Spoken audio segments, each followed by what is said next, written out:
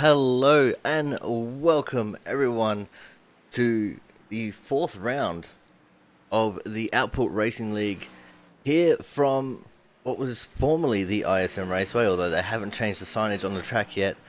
Welcome to the ORL 130 from the Phoenix Raceway, officially renamed after they lost their sponsorship.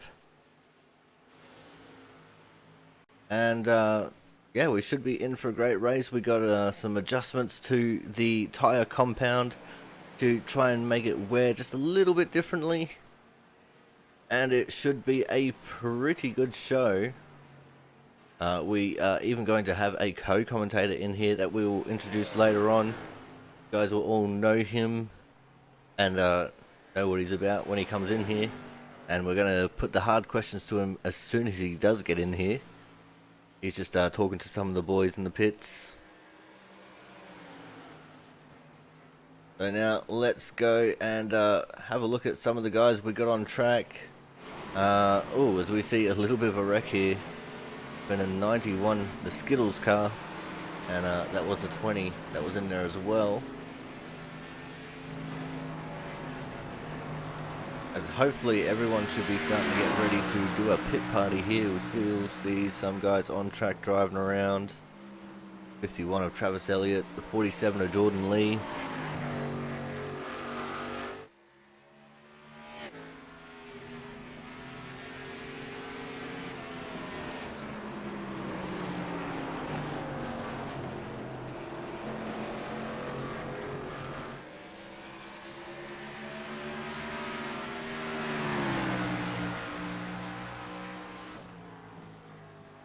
We're still missing some people from our little party here. We don't have Justin Botello in the 69 car here just yet, but no doubt he'll get here when he gets here. It looks like we are starting to form up for the pit party now.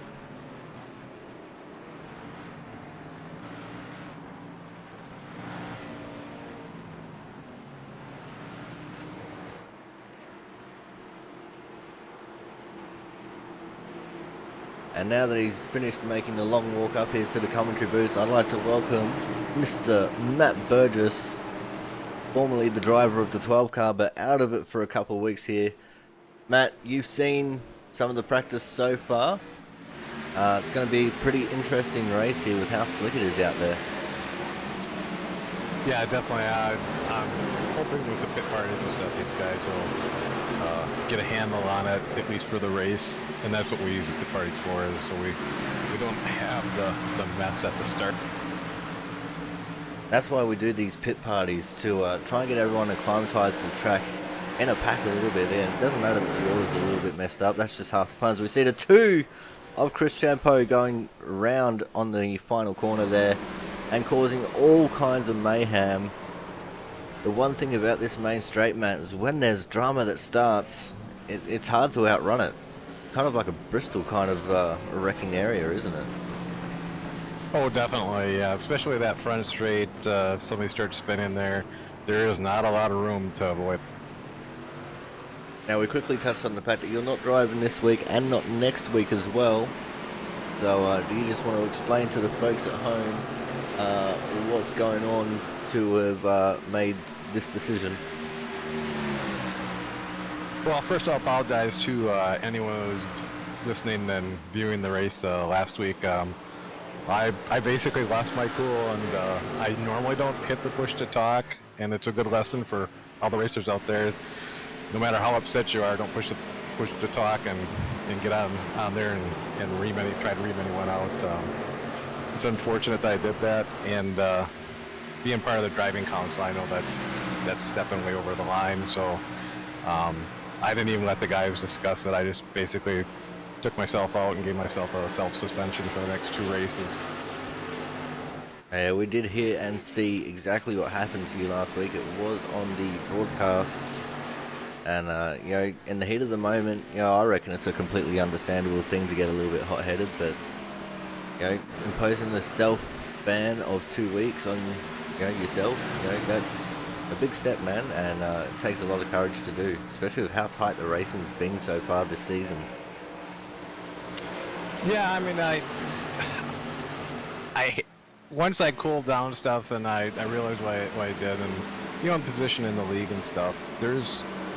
I knew I didn't want to force the guys to have to talk about it. I knew it was in the wrong, and it's just easier to take that off their plate, so they don't have to deal with the drama about talking about that and what I did, because I knew it had shown up on the broadcast, because I checked the broadcast, and that made it even worse that I lost my cool and it ended up on the broadcast. Well, stuff happens, and I do put out the discretionary warning when I do open up the radio waves that, well, for lack of a better term, shit can get real. Oh yeah, but it still comes down to, I try not to do that. I try my best not to do that, and it just, stuff added up with, some other races and stuff in the weeks prior to that, with some other races I've done, not just ORL, and it just, for some reason, it got me that night. I just didn't have the wherewithal not to hit that button. So, but we catch it all the time in the official races. People hit the button and start reaming out the other guy. Nothing usually gets settled that way. What usually ends up happening is, somebody gets a race chat ban. So, it's a good lesson for everyone that sometimes you just got to walk away, or at the very least, do not hit that button to go after someone on the radio. I mean, like I said, nothing gets solved. Well, that's exactly right. Now let's go and focus back onto this week. We got some strong contenders here so far. 29 registered for the race, although you and me don't count in that. So really 27 drivers here for the race today. Strength of field, including myself and Matt, is 26.64. At the moment, the 50 of Christian Budd is our quick time with a 26.990. That is a bloody quick lap around here, Matt. Yeah, he's definitely cruising around. He looks like he likes this car with it the way it's being loose. It sounds like he did get some practice in earlier for the race, so it'd be interesting to see if some of these new guys that actually have come in, to see if they can keep up with them. I know Thomas I talked with him a little bit, and he's tending to take it a little bit easier for the long run. Hopefully we have some long green flag runs. Well, that would be the hope at the moment. Thomas working on lap 8 of his current tyre run. Got the 90 of Michael Sturgill right behind him on track, who is actually also higher than him in times. A 27.294 versus a 27.317 for Thomas. Michael going up on Thomas's inside. Thomas must be trying to work on a long run pace right now, just looking after his tyres a little bit here, which a small track like this with the 700 horsepower package and low downforce, looking after your tyres is really going to be the key to winning this race, isn't it, Matt? Yes, definitely. If it stays green flag, even with the short runs, from what they found out in practice, these tires, you can burn them off really quick. So I know some of the guys come in and they just try to run hot lap. I know Thomas was one of those. He'll do some hot laps initially, but the main focus is do the longer runs and try to figure out the best way to conserve those tires. Now we're also in a fairly unique position here by having you in the broadcast booth with us this week. So you've been racing with the guys all this season so far, so you have the little insights here of people's driving styles. Who do you think's going to be strong around here, and who are you going to tip in to get the win?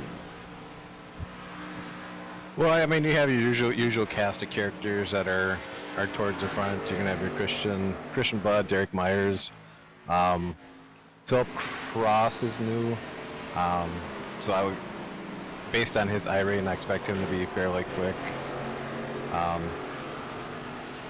Those would be, like, say, the three initially that I would look at and say, these guys will be fast and towards the front. I know Thomas for sure will work on his tires. Christian should too. Derek, I'm not sure. at times he does save them well, and then other times I don't know if he does. So we'll see how that works out. Yeah, I honestly think Derek's going to have a great short run pace here, but I'm not too confident in his long run pace, honestly. Especially around a track like this, you know, the higher horsepower, the low downforce. It's definitely going to play a part in all of it, and I just don't think he's going to have what it takes to save those tires. Yeah, I'll double check, but I think the last time we were here in the B Cup car, I actually think Derek actually won it. So I'll take a quick look and double check. Alright, no worries, and while you do that, we're going to keep focusing on some of these guys. In fact, we're going to go and jump on board with the 50 car. We're going to go have a look in his gyro cam at what's going on around him on track. You can see he's got Lake Tarwick just in front of him here in the 56. Hear the tyres squealing in protest as he enters turn 3. You see him getting a little bit loose there, having to counter steer the car coming out of turn 4.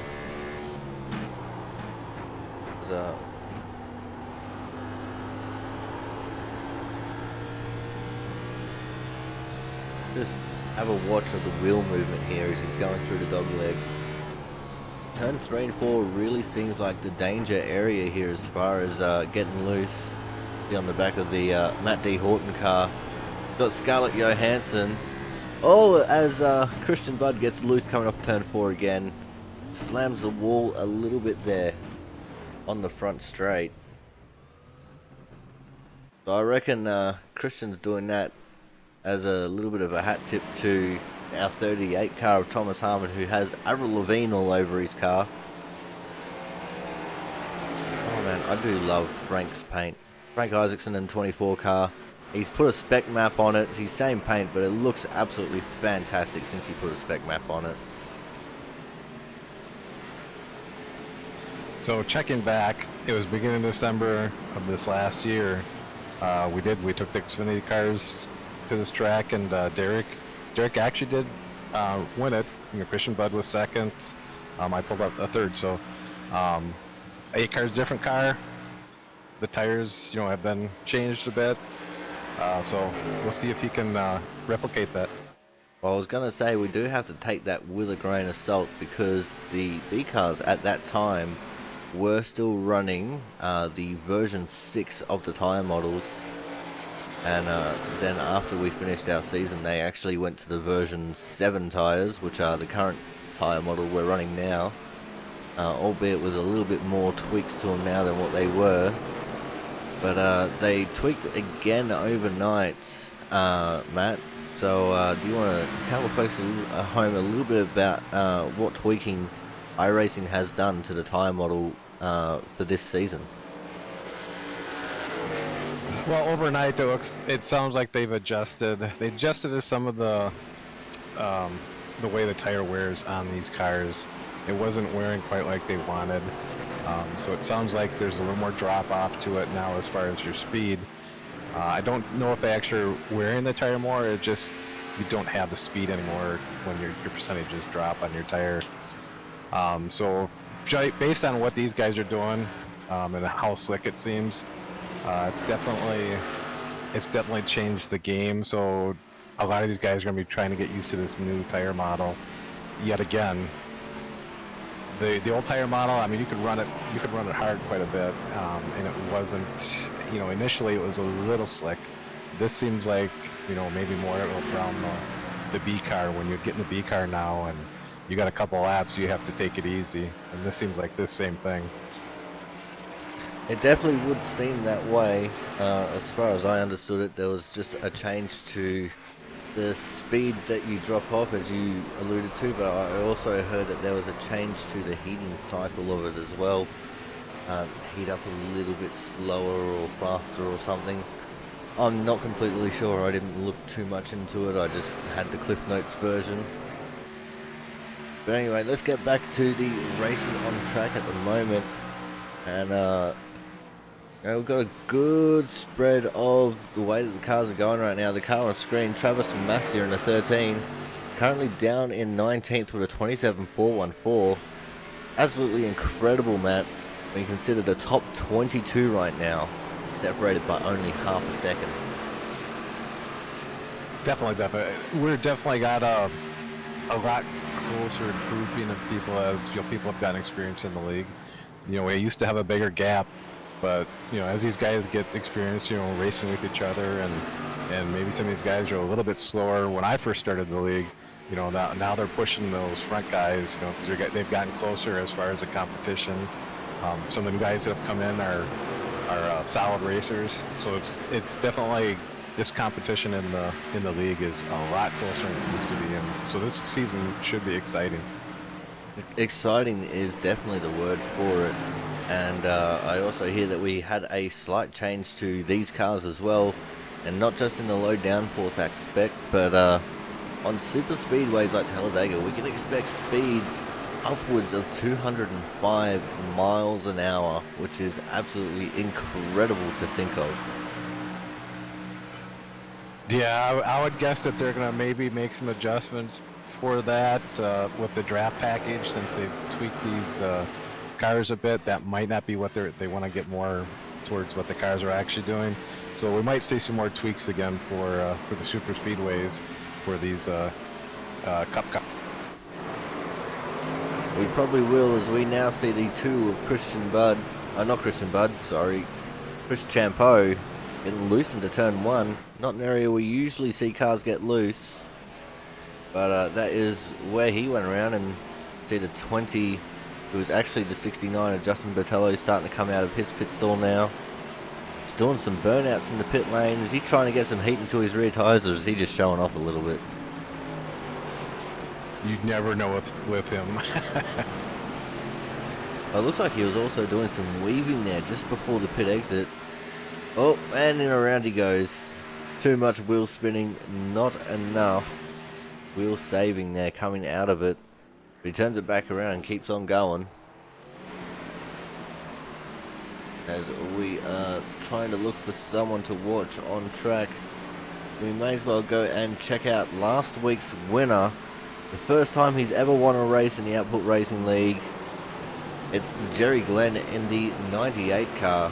And Jerry was definitely out to impress last week, Matt. Yep, definitely.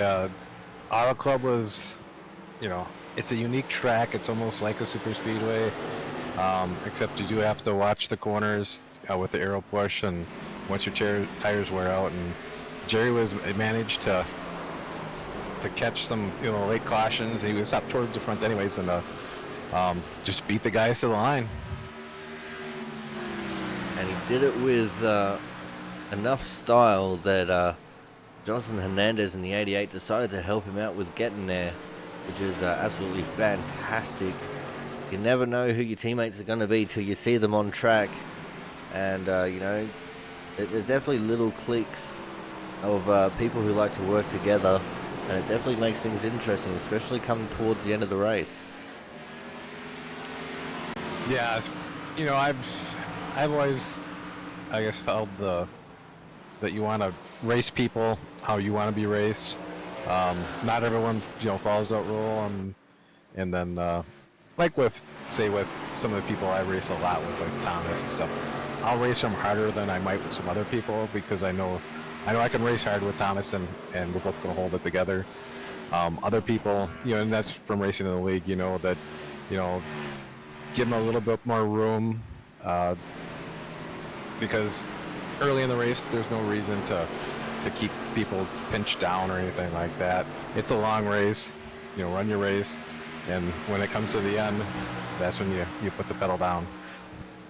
Well, that's exactly right. And as much as we like to see you and Jaron racing together, we know 9 times out of 10 that's going to end in disaster. Well, it seems like it. Jaron being the guy that runs the league and the ultimate hammer, it's fun to race him hard. We try not to get into each other, but mistakes happen, and sometimes we just run each other too hard. But that is sometimes just an unfortunate fact of the way this racing package works. But you know what? all the best to yous for racing hard and mostly getting clean with only minimal contact, which generally speaking is fairly unavoidable. Yeah, sometimes it is. Sometimes car slips a little higher than you thought. You run a little bit harder, and you think you can get it wound down enough, and you don't. But when you're racing hard with someone, I mean, it's a lot of fun. Just not fun if you get into them at times. There's no ill intention or anything. Everyone, we know it, and we have fun with it. You can be disappointed and stuff, but ultimately, we're all here to have fun.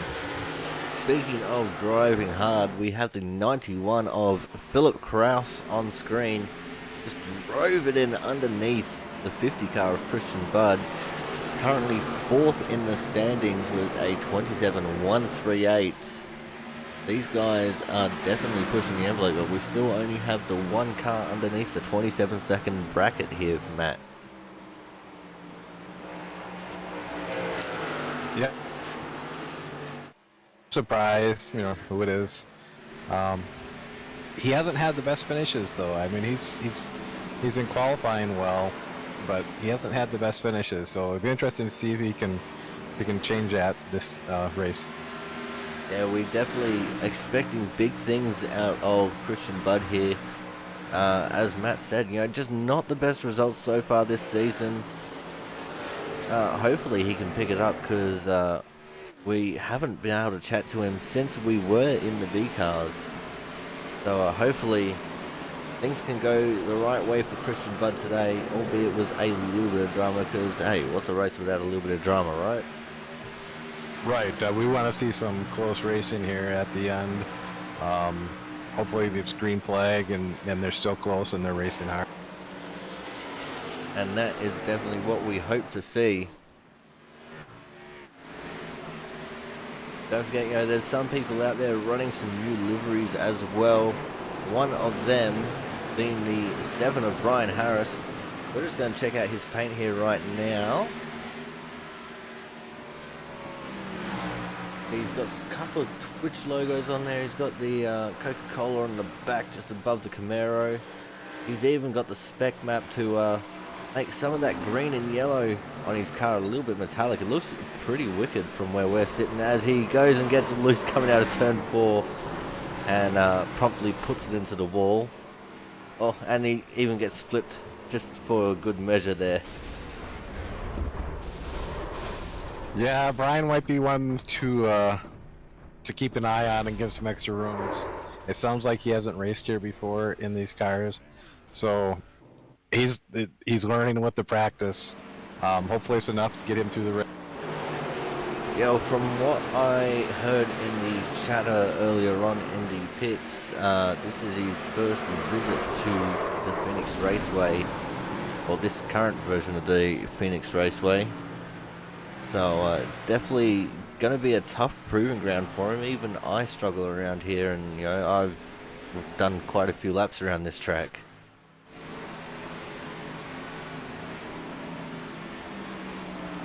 As we go back now to having a look at the 50 of Christian Budd.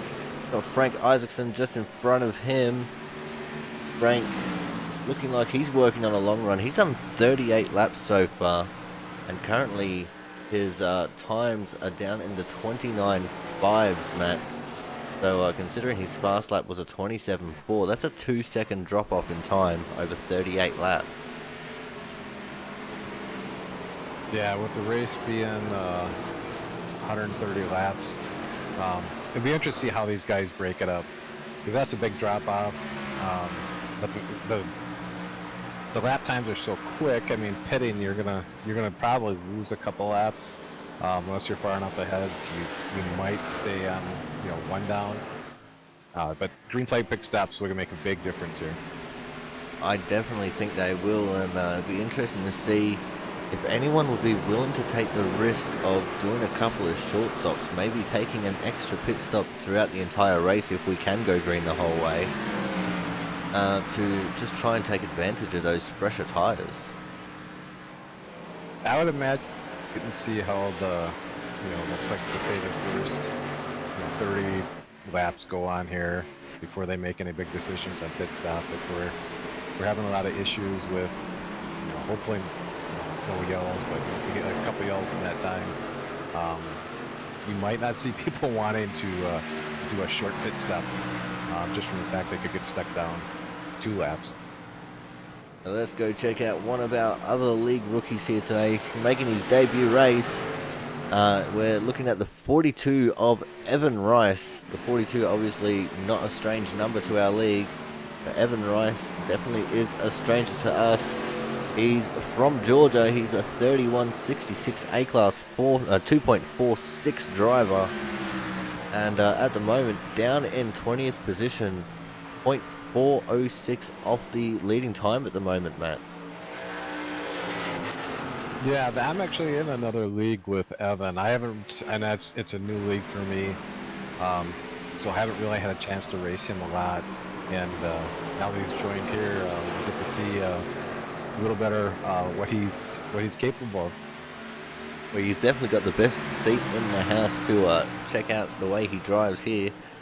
Being in the broadcast booth, you can check in on him whenever you want. You see just behind him the 7 of Brian Harris just tried sending it to the inside of Chris Champeau, but he got loose on the corner entry there and definitely could not get that move made, Matt. Yeah, that's good. I mean, that's Brian learning on the track what you can do, what you can't do. Alright guys, we're going to go for a quick break here because practice is just finished, and when we come back we'll be setting the grid for the ORL 130 here from the Phoenix Raceway.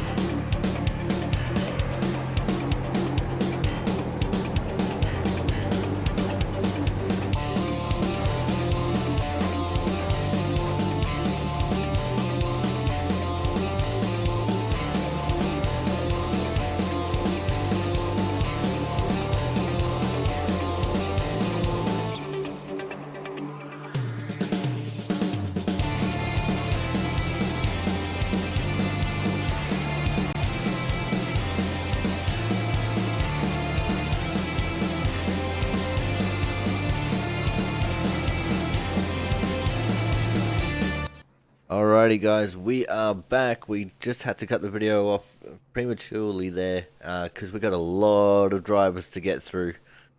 Starting off the pole for this one, we're going to have, no surprise, the 50 of Christian Budd on his outside with a big surprise in P2 will be Brian Beach in the 18 car. And then after that in third place, we're going to have Michael Sturgill starting out of third in the 90 car. We're going to have one of the league rookies, the 54 of Parker Retzlaff, starting out of fourth. P5 will be the 16 of Charles Becker. On his outside will be the 97 of Jordan Brinkley. Out of seventh, we will have the 88 of Jonathan Hernandez. On his outside will be the 55 of Jacob Hefner.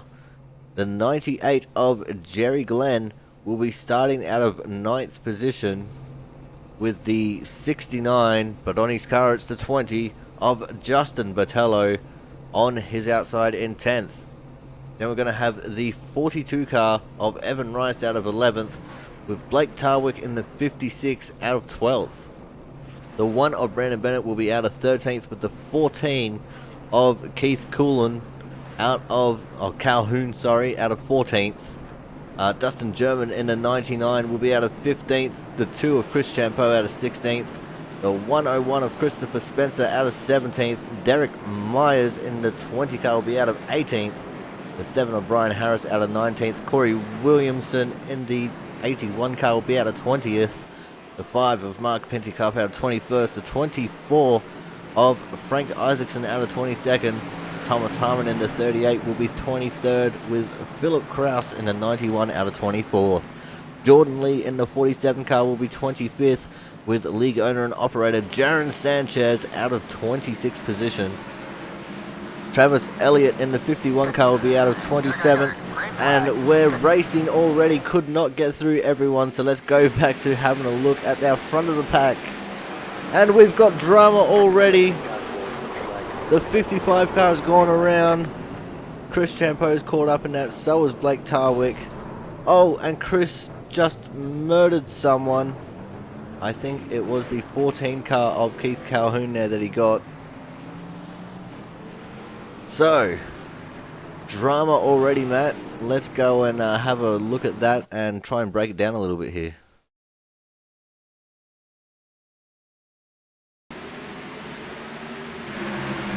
You see, right from the get-go, there's a little bit of check-up here on the outside line from the 91 car. 55 checked up in time, but he got absolutely slobber-knockered there by, I think that's Jabo in the 20 car. Yep, Jabo. He goes up the track, which traps the 56 of Blake Tarwick. The 2 of Chris Champeau gets involved. The 14 spun all on his own to try and avoid the mess. Frank Isaacson with a little bit of net code contact there on the front of the 2 car. Now, who does the 19? The 19 copped a little bit there from Chris Champeau as Chris was trying to get going again. The 19 is Matt Horton. So that's unfortunate for Matt.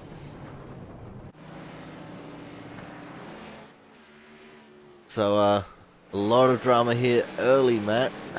Unfortunately, it looks like we're going to have at least one car out already with Justin Botello sitting in the pits.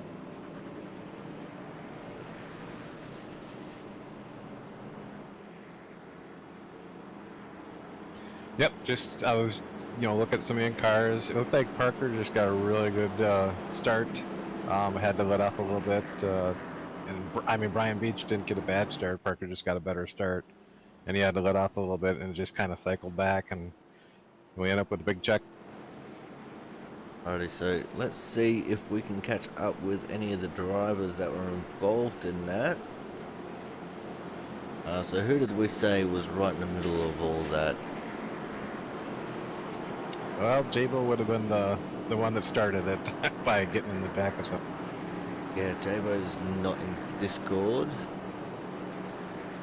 So let's see if we can get an audience here. with the 2 of Chris Champeau.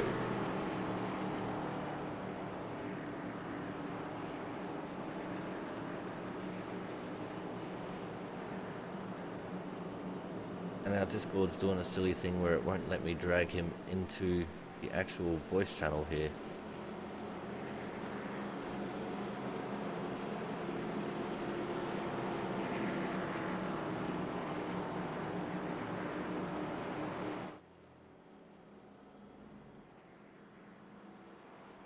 Now we got him. Chris, it's Corey and Matt up in the booth. Do you have a copy? I do got you.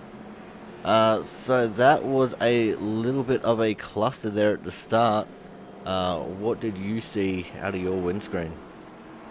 Well, you know, you could see everyone crashing up front, and I was trying to take it easy, and apparently not easy enough, or at least the people behind me didn't seem to understand that concept and just ran into me. But I didn't. I gotta watch the replay to see exactly what happened, but it certainly felt like everyone behind me just had no idea there was a wreck and just ran me over.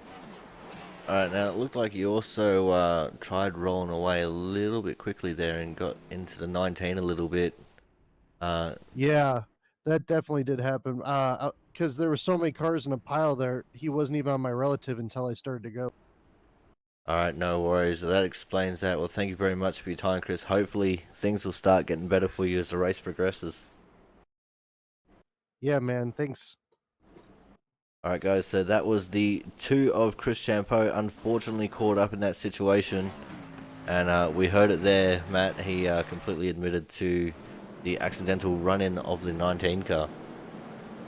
Yeah, that's, I mean, and I don't know what, Chris is set up with. I went VR, I can look, did I run in? I can look left and see if there's cars coming.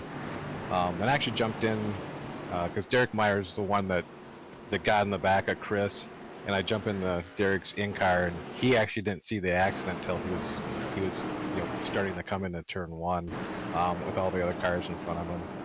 Now here's something interesting going on, Matt. The 50 of Christian Budd, our leader, is choosing the outside lane here for the restart. So that's something that we haven't seen at all so far this season, with Brian Beach on the inside. Take us away for the restart.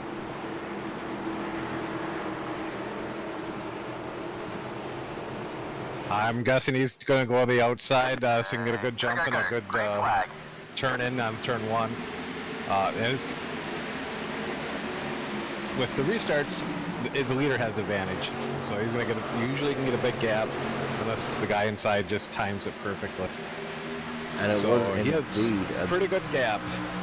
It was indeed a big jump there by Christian Budd on the outside line, taking the 54 of Parker Retzlaff with him. And they have just completely cleared and starting to drive away from the 18 of Brian Beach. Brian probably not too accustomed to starting on the inside front row like that, Matt, so I just caught a little bit off guard. It looked a lot like the initial start. Parker looks like he's going to be tough on restarts to get a good jump on him. And he stuck with Christian for the most part and surprised Brian again. That's exactly right. Now let's go through the field a little bit here. We got Michael Sturgill in the 90 car after starting in 3rd. He's only dropped back 1 to 4th, but he's getting pressured fairly heavily from Jordan Brinkley here, one of the league rookies making his debut race here today. I was just watching the back there, and Clayton Ward got a little sideways off of 4 there, but he caught it. Well, it's good to hear that he caught it. We should be seeing a lot of loose cars here today, with track conditions being a little bit slick. I'm not sure what the temperature is on track, but I'm assuming it's pretty warm, and these tires are just not liking it too much at all. It's actually only 102 degrees on track, so that isn't too bad for Phoenix. That is definitely not bad for Phoenix at all. It just seems with the low downforce, things are definitely making it interesting. As we see some moving back in the back, Christopher Spencer in the 101 car just got dumped from 11th to 14th. As the 14 and the 91 go thundering past him coming out of turn 4. It's Philip Kraus and Keith Calhoun. 2 more debutantes in the race here today. A lot of debutantes here today, Matt. I think we counted 6 before while qualifying was going on. Yep, there's 6 new racers for the league starting this race. So we'll actually see how they finish, how they do. It's exciting to get some of these guys in here, and some of them they appear to be pretty fast. And for me as a driver, it's exciting to get faster guys in, because then you're competing against these guys who might be faster, and you can pick up how they run the lines and hopefully get faster yourself. As we're now having a look at the 16 and the 42 of Charles Becker and Evan Rice.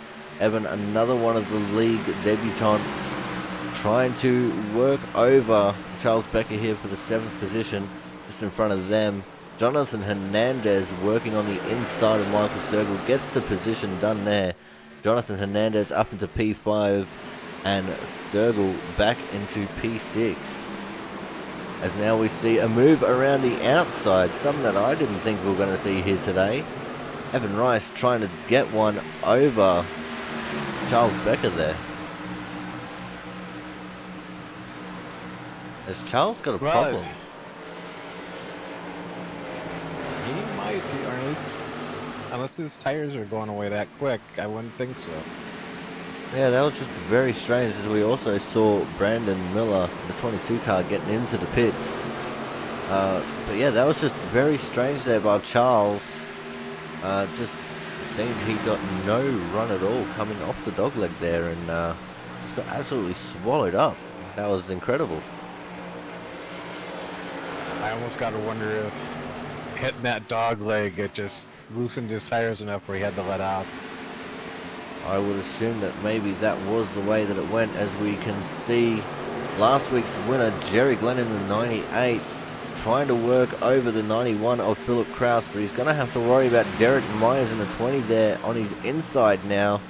These guys battling it out for the 11th and 12th position. Philip in 10th and Charles in 9th. And Philip now trying to also get a move on Charles Becker as well. So lots of action going on here in the mid-packs, Matt. Yeah, definitely. Some of the faster guys were stuck a little bit further back, but looks like they're pushing forward. It's possible Charles is letting guys go by so he can save some tire. Well, it's definitely a very possible scenario, as we discussed earlier in practice. Tires seems to be the most important commodity that these guys have got right now. And we've also got a little bit of differing strategies with some people who came in at that caution. Derek Myers being one of them, as we now see the 24 Frank Isaacson getting lapped by some of these guys in this mid-pack area. Yeah, I'm kind of shocked to see Frank having these issues. It looked like he was pretty decent in the practice. So obviously he hasn't found what he was looking for, I guess, to be fast on this track. Now, I'm not sure if it's issues more than it's, with this being such a short track, half a second really is quite a distance of time, especially when we're lapping around here at 26, 27 seconds. We've got 2 people in the 26-second bracket. Right at the front of the field was their fast laps, and that's Christian Budd and Parker Retzlaff. Just taking a look at Frank's car here, he's actually got quite a bit of damage. So he got involved with something that he's got damage to the front and rear of his car. Well, he was actually a little bit caught up in that first race incident that brought out the caution. He got a little bit of netcode contact there with Christian Budd on the right side, so that would explain that. It looks like he might have also gotten into the wall at some point. So that's definitely unfortunate there for Frank, as we see the 38 of Thomas Harmon going up his inside. And a bit of a weird race here for Thomas as well. Down in the 16th position. I know he started towards the back, but not moving up the pack as fast as maybe he would have wanted.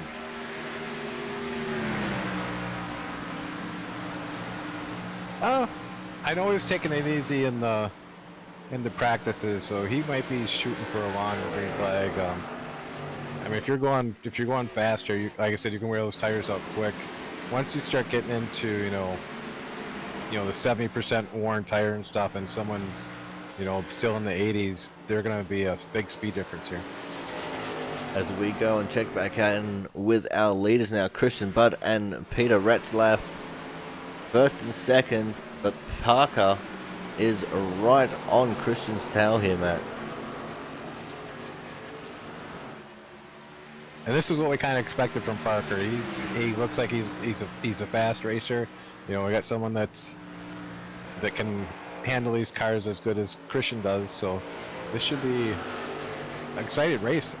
As long as it just goes green. I mean, I expect these two maybe to start pulling away from everyone. Well, they definitely do have a bit of a gap. 3 seconds over Brian Beach, who is still in third. But Brian himself getting pressured by the 88 of Jonathan Hernandez. Or I say he's pressured, but there's about a second between them.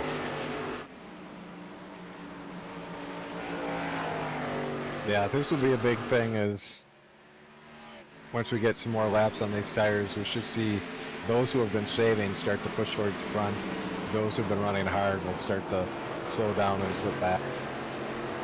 Right, guys, so this is the point of the race where we're going to open up the radio waves and hear what the drivers have to say as we go around. At the moment, all seems pretty quiet on the western front, as we see the 18 of Brian Beach going below the yellow line there in turn 3, trying to get some extra advantage into the corner. I would have thought they would have worn the tyres out just that little bit more there, Matt. Sometimes you get that a little bit of extra grip when you get in the just below that yellow line in the 3 and 4, where no one's been running it. It's not as slick.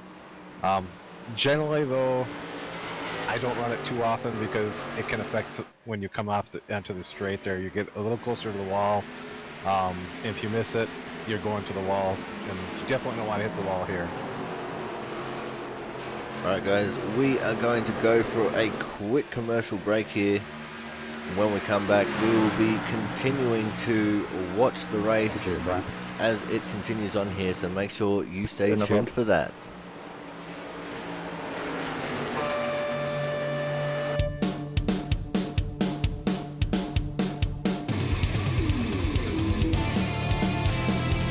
Oh shit, what's happened?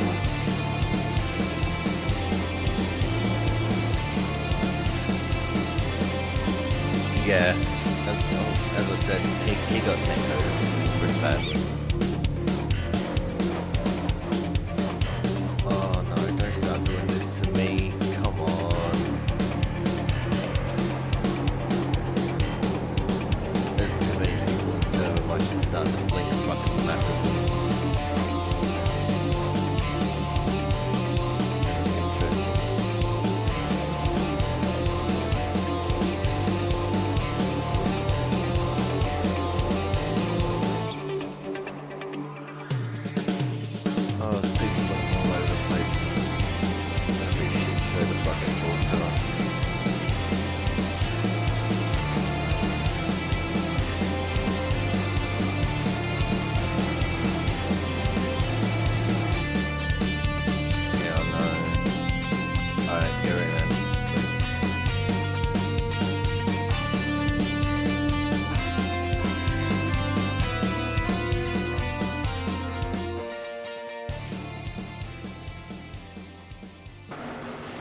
Alrighty, we are back,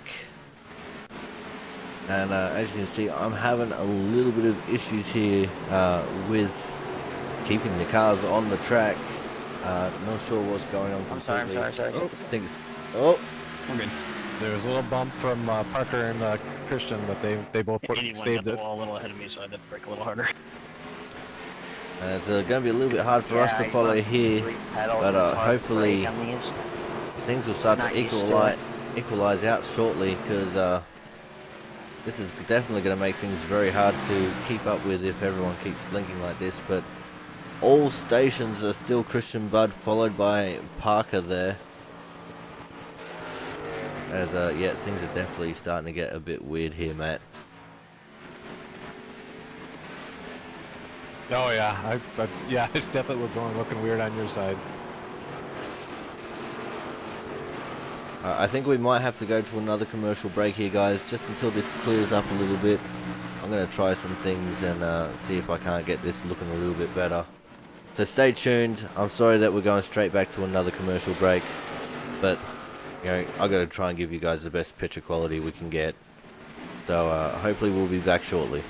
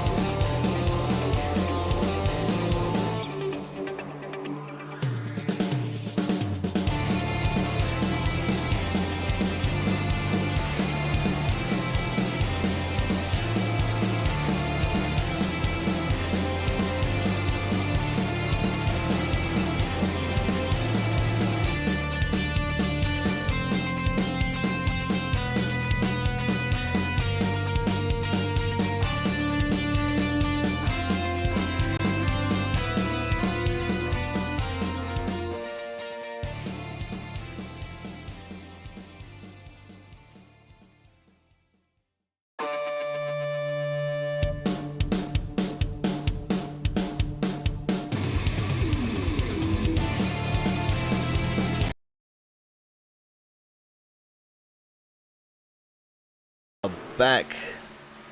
Sorry for a little bit of the extended break there, but we are back, and I think I've got things sorted out now.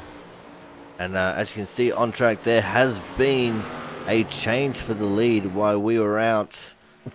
Parker Retzlaff has taken the lead over Christian Budd. So that's the first lead change of the entire race right now. So I didn't get to see it. So Matt, how did the overtake take place?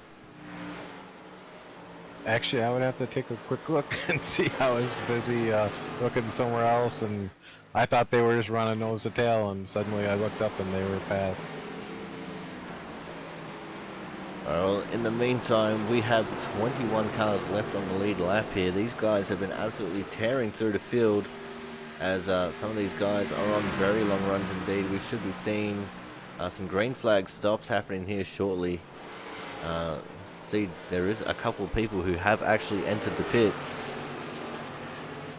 as we're hoping that the CPU and my computer stays good and doesn't start blinking out again.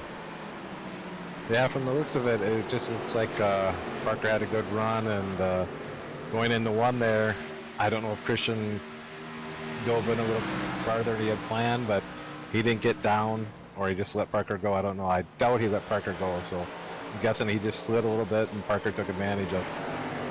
Alrighty, well that is good to know indeed, as these guys are starting to work on the back of the 4 of Jaron Sanchez, who I can just see up in the distance in front of them. Trying to find where Jaron is in my list of people. Looks like he's in 18th. So quite a few cars coming in for their green flag stops. This is where strategy is going to start getting interesting, Matt. Oh, definitely. They've got quite a few laps on these tires. So we're going to see, hopefully, not any accidents, but these guys with new tires are going to be flying compared to the guys that are out there on older tires. Well, as we were comparing earlier on in practice, you know, the 24 of Frank Isaacson was 2 seconds off of his faster times. As we see our leader coming into the pits, so that's Parker pitting from the lead, getting a little bit of an undercut here on Christian Budd. Could work out either way here, Matt. Definitely, and their times, our leaders' times, were about 1.5 seconds off their qualifying times. So there's been quite a bit of big drop off even at the front. And I'm just having a look at their fast laps compared to the last lap completed. The 26.964 for Christian's fast lap. His last lap was a 28.469. So that is just under 2 seconds of a drop, about 1.8 tenths. So yeah, it's definitely there or thereabouts in that 2 second range that we saw before with Frank, which means that these guys with fresher tires are definitely going to be hauling the mail here, Matt. Definitely, Parker's back on the track now, so I'm going to keep an eye on him and see how he manages some of this traffic. No problem. Having a quick look, it looks like we've only got about 10 on the lead lap now, as a few more people have gone into the pits. Definitely going to make things interesting if we do get a caution now, Matt. Yes, definitely. I mean, Parker right now with his pit stops only 1 lap down, but they did have a big lead over a lot of these guys. So I expect some of these guys that were already down are just going to be further down. So we're going to have a pretty restricted field, I guess, for winning this race. But there's still quite a few guys I think that have a chance. I think once it cycles out, we'll probably have, you know, still 16 or 17 on the lead lap. Well, speaking of cycling it out, 50 of Christian Budd's in the pits, so is Hernandez and Sturgill. We'll have to wait and see how these guys come out with the field. Brian Beach is currently in the lead of the race, as he comes through turn 1 right now, just as Christian's making his hasty exit. I think Christian actually managed to stay on the lead lap here.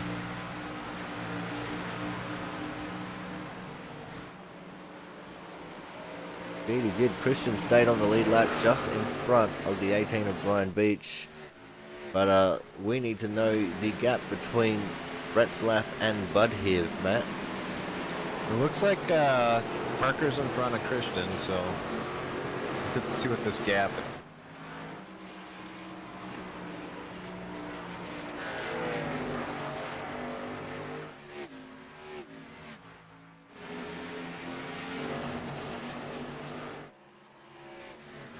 I've got it at being at about 6 seconds with my completely non-scientific just watch and count method.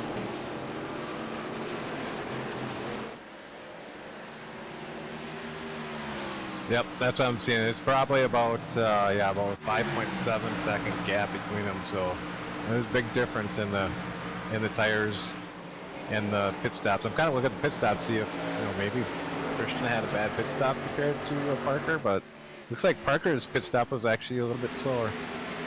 Well, having a look at their total stop time in the box, Parker had a 14.1 second stop time compared to Christian Budd's 14.2. So they're fairly even there as far as the pit stops are concerned, as Brian Beach getting out of the way of some of the traffic coming his way, and there is a lot of traffic behind our leader right now. Everyone on fresh tyres except for himself, Derek Myers and Blake Tarwick here, Matt.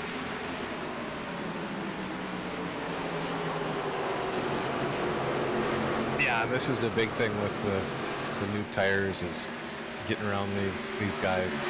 It looks like with pit stop cycling, we've actually got maybe 6 guys still on the lead lap. Yeah, we'll just have to wait and see the true number when our top 3 do eventually come into the pits. But Blake Tarwick, I think, has just been overtaken by Parker there for 3rd place. Yep, he's flying compared to these other guys. So the longer they stay out, it's going to be tough for them to, I guess, take their pit stop and actually stay on the lead lap. We go back to looking at our leader. We're going to keep in check here with Brian Beach to see when he does actually come into the pits. Derek Myers in P2 is just a little bit behind him as well. And I wouldn't expect Blake Tarwick to stay out too much longer either. These guys are on 61 lap old tyres. Do you reckon they might be trying to just single stop this race? I would say at this point they are. That's the only reason you would stay out this long.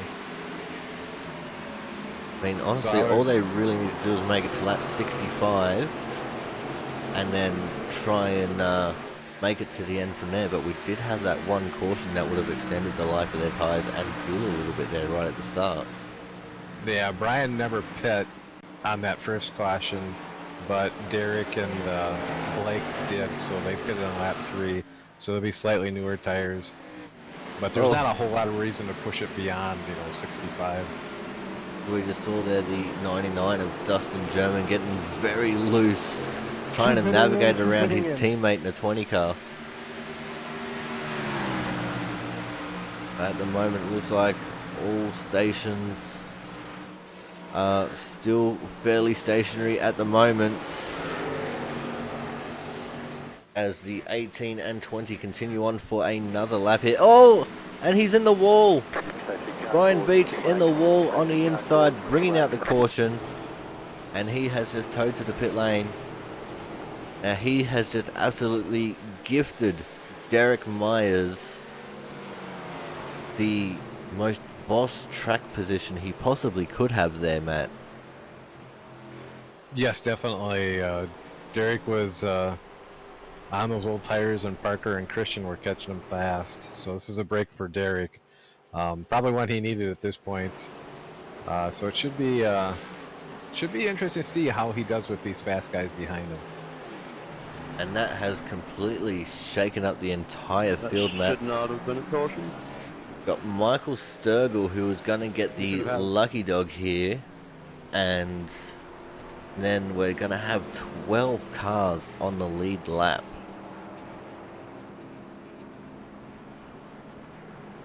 Yeah, I'm here in the driver's chat. I'm hearing them talk about the caution and what happened there. Some of them aren't happy, so as you could expect, you know, they didn't want to see a yellow come up. Yeah, I would not expect there to be too many happy campers out there either. Especially not considering that looked like it was a fairly nothing thing to have happened. So, No, and I think that's their concern is that he actually stopped to tow, and that actually by him stopping it caused the yellow. so let's go and see if we can see what happened here.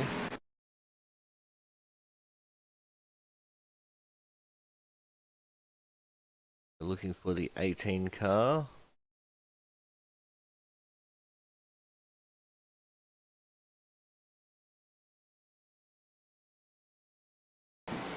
There he is.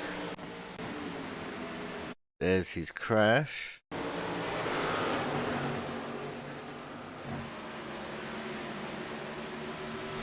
Oh, he got loose and locked it up trying to keep it off the wall. He thought he could tow in time for it to not to bring out the caution, I think, but it still brought out the caution anyway. Oh, definitely. It would be tough to stop and tow, especially in that front stretch. He would have been better off if he could, you know, keep it moving. Then the yellow one to come out, and he could have ducked it in at the end of the pit lane there, and got to a point where he could tow and not affect the race. But what this does mean is, as I said before, we're going to have 12 cars on the lead lap. And that is, of course, pending waiver rounds, which it looks like we might have a couple. But at the moment, your order will be Derek Myers, Parker Retzlaff, Christian Budd, Jordan Brinkley, Jonathan Hernandez, Evan Rice, Dustin German, Gary Glenn, Gerald West, Philip Kraus, Blake Tarwick, and Michael Sturgill as your top 12 drivers on the lead lap. But as I alluded to, it looks like we're going to have a couple of waiver rounds here with Christopher Spencer, Charles Becker, Brian Pizzakemi, Jordan Lee, Jaron Sanchez, and Mark Penticuff, all with about at least 12 laps on their tyres, at the most 16 laps. So they do have fairly fresh tyres, but still old when you think that we're on a short track and those things are going to be wearing out pretty quickly. Well, I think at this point you have to take the wave around if you want a chance to finish higher. There were so many people lap down. You can't come in. There's just you lose your option to catch back up to these guys. Yeah, and another thing is, with this being, you know, only a 1 mile long track, if you're right at the very back of the pack and you come into the pits, you run the risk of losing another lap. Yeah, definitely. It depends how, you know, if the guys keep it tight or not. If they're single file ones and tight, it's still tough. Usually on these smaller tracks, you see if some of the more experienced guys some will be on a little bit on the outside and some will be on the inside, so they're almost, you know, lining up for a restart, just so they can get closer to the pit road. And here we go with the restart. Speaking about it, the 20 of Derek Myers choosing to take the inside line, and he takes full advantage of being the control car, sweeping right across the front of Retzlaff to take the lead. And I guess you could say that this was officially the second lead change of the race here, Matt. Oh, it looks like a Retzlaff is blinking there, but yeah, definitely the second. This, like I said, this should be interesting to see how Derek fares against Retzlaff and Bud. It definitely will be interesting because he hasn't been there all race. He, in fact, started down in the 18th position as everyone gets really close to that turn 2 exit wall. Retzlaff still experimenting with alternate dimensions, trying to gain an advantage over Derek Myers right now. And I can see on a little relative that I've got up that Brandon Bennett's only just up the road here as well, Matt. Which is a surprise. Usually Brandon's pretty fast, but he must be having some issues. It's speaking of issues, the blinky bill of Parker Retzlaff on the inside of Derek Myers trying to take the lead away.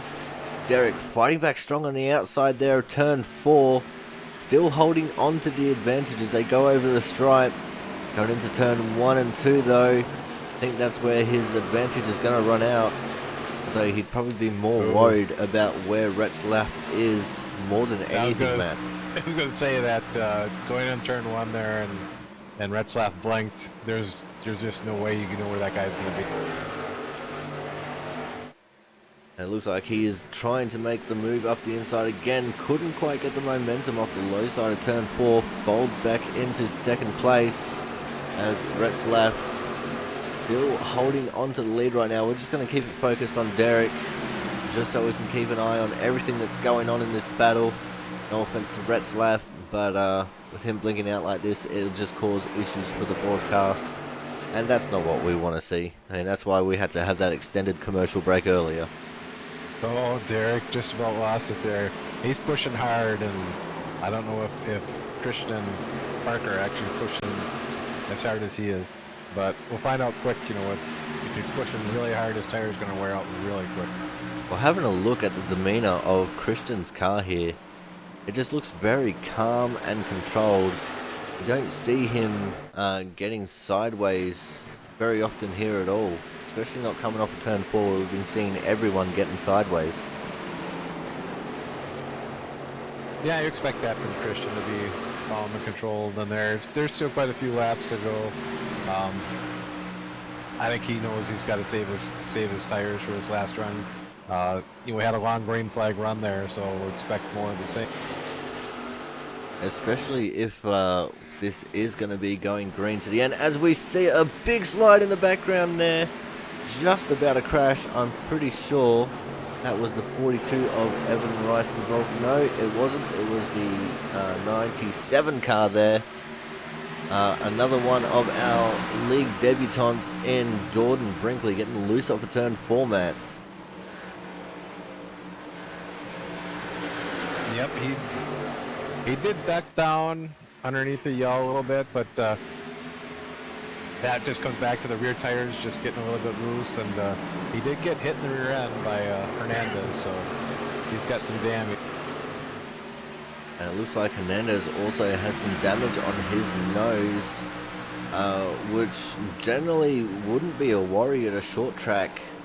But with this being Phoenix, you know, the hot temperatures of the ambient temperature, that could cause some issues for him if we get a long green flag run and if he keeps sticking his nose up people's butts. Well, one of the changes they made overnight was they're giving these cup cars a little more air into the radiator, so that change might help him in this race. As now we see the 18, who is actually the 91 of Philip Kraus, take the inside of Jonathan Hernandez, and now the 97 of Jordan Brinkley trying to follow suit on the inside, but unable to do it here in turns 1 and 2. In fact, we might just about go 3 wide, not quite. Jonathan Hernandez holding on for dear life right now, trying to hold on to that 5th place. Jordan definitely has to be careful in turn 1 there, getting on that apron. It's really touchy there. It's easy to spin. We see Hernandez is having issues coming off of 4 also. I think these 3 drivers are driving very hard indeed. Very often am I seeing their tails stepping out. You reckon they might be trying to intentionally wear out their back tires a little bit, trying to tighten up the car, or do you think they're just overdriving a little bit here and it's going to be very bad for them in the long run? Yeah, it's going to be bad. And actually, this is a strange track because your right rear tire is wearing faster than your right front. So stepping the car out like that, you're wearing that tire even faster. Let's go back into checking out the lead of the race, and it looks like the 50 of Christian Budd has actually gone around Derek Myers, and the 20 of Retzlaff has actually opened up a full second lead over our 2nd and 3rd place drivers here, Matt. Yep, but Christian Budd was, he was faster that last lap, so he's going to start reeling him in, I think. As we have another safety car on the track. Go and see if we can see what's unfolded here. I'll fix my blinking right here.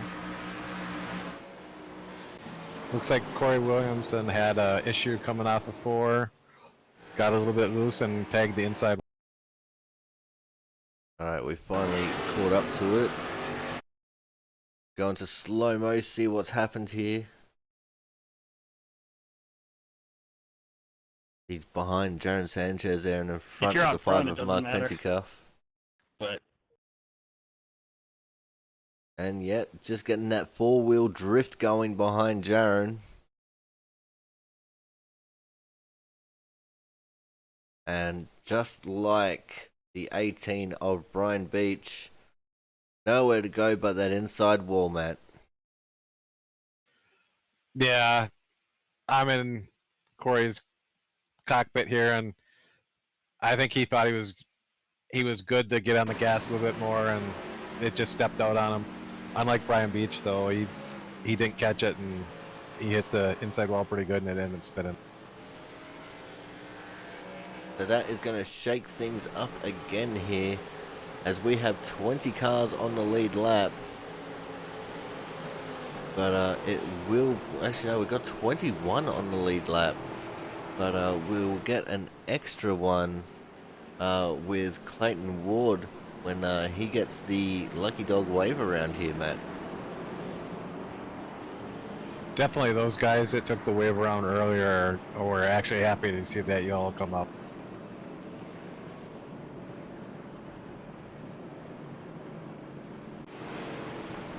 And I just realized that I was still in replay camera, so that's my bad there. And it looks like we've had a change up towards the front as well. Waiting on these guys to catch up to the pace car after they've taken their stops. To see the way everything has shuffled out. And we've got Philip Kraus in the 91 car, the 18 on track, 91 in the standings, with the lead of the race. Actually, taking a look back at it, Thomas Harmon looks like he got the wave around. He was a lap down. So that is good news there for Thomas, who is in the pits right now. So is Jordan Brinkley. So we do have 19 cars on the lead lap. I was wrong, because I was still looking at replay cameras. I didn't know what was going on. Yeah, definitely. That's the one thing about this is getting used to making sure you're live. I still make the mistake of, you think you're live and you're...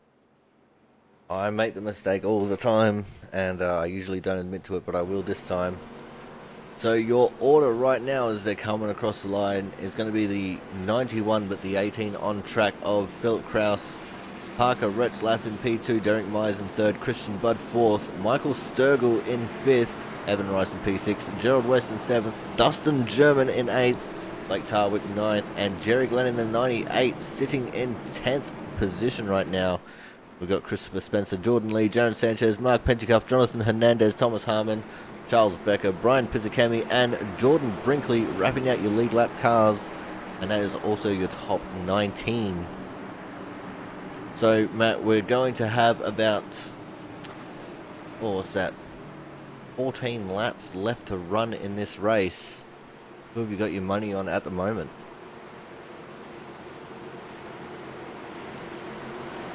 I would probably, at this point, I still think it's be Parker or Christian. I expect Parker to go good jump on the start here. Green flag. Well, we go green, and Philip Kraus with the big jump so far. He had the shortest stops time in the pit cycle, besides Michael Sturgill, who I'm assuming took 2. But Philip Kraus with a 13.9 second stop, 1 full second faster than Retzlaff and Christian. But my money is definitely going to be on Christian Budd here. We know that he's a fast driver, and we know that he is very determined to win. going to be interesting to see how it's going to end out. And I was wrong again. We've got 43 laps to go. 130 lap race, not 100. As we saw there, the 20 of Derek Myers getting into the wall on the exit of turn 2. And now he's under attack from the 42 car of Evan Rice. Oh, contact even between the two of them. Yeah, I'm actually watching Christian Budd there. Oh, in the background. Sorry to cut you off there. We had one go around in the background. I'm trying to work out who that was. That is Mark Penticuff. Mark Penticuff there, coming out of turn 4. Got loose. All on his lonesome, got loose. And into the inside wall, spinning completely out. To bring out the 4th caution flag of this race. You know the old saying, Matt. Safety cars bring out safety cars. Yeah, I'm gonna guess that was more with the new tires. It just caught him out a little bit. I think 4 has always been the tricky part of this track. Even with the old tire model, it was easy to step it out and catch that wall, or even just loop. So now this is going to bring an interesting question into the mix. Do these guys pit or do they stay out? And from where are they going to start pitting? Because we've only got one green flag lap on these tires. The interesting to see. Oh, we've got a couple of fakers there. First one in is going to be the 20. I can see Thomas Harmon coming in behind him, and almost everyone behind Thomas is coming in. Not many people wanting to play the strategy game of coming in to get freshies. But yeah, people in the back, they were towards the back, that it makes sense to stop in, get one lap, fresher tires. The front guys, that would have been tough to come in because you would have had people staying out, and then you're stuck back in that traffic trying to get back around. For those guys in the front, some cleaner traffic, racing with each other, is probably the way to go. Now we do have 20 cars back on the lead lap now. We've seen Keith Calhoun getting the lucky dog wave around there. So 20 cars on the lead lap. We have 2 more cars 1 lap down. That's Brian Harris and Chris Champeau. We got 2 cars 2 laps down with Clayton Ward and Travis Massier. Frank Isaacson's 3 laps down. Corey Williamson is 11 laps down. Brandon Bennett, 24 laps down in 27th place at the moment. That's not normally where we see Brandon Bennett, Matt. No, and I'm actually going to take a look at his car here and see if I see any damage, or maybe it's just he just hasn't got the hang of his track.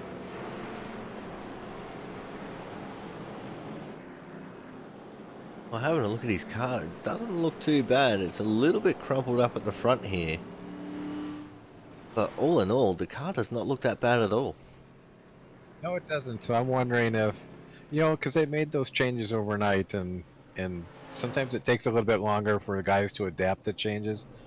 And maybe this is just the way it feels right now isn't fitting his driving style. Well, it could be anyone's guess, but hopefully, well, I can't say he gains more position because that's going to be pretty hard for him to do from here.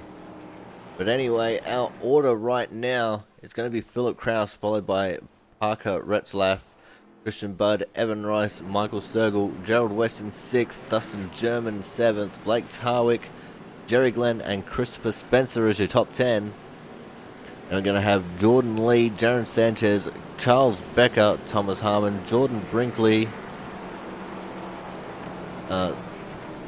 Derek Myers, Mark Penticuff, Jonathan Hernandez, Keith Calhoun, and Brian Pisakemi as your 11 to 20th drivers. Brian Harris and Chris Champeau are going to be battling it out for the lucky dog position, of which at the moment Brian Harris is winning that fight, being in 21st. Going to be an interesting end to the race here, Matt.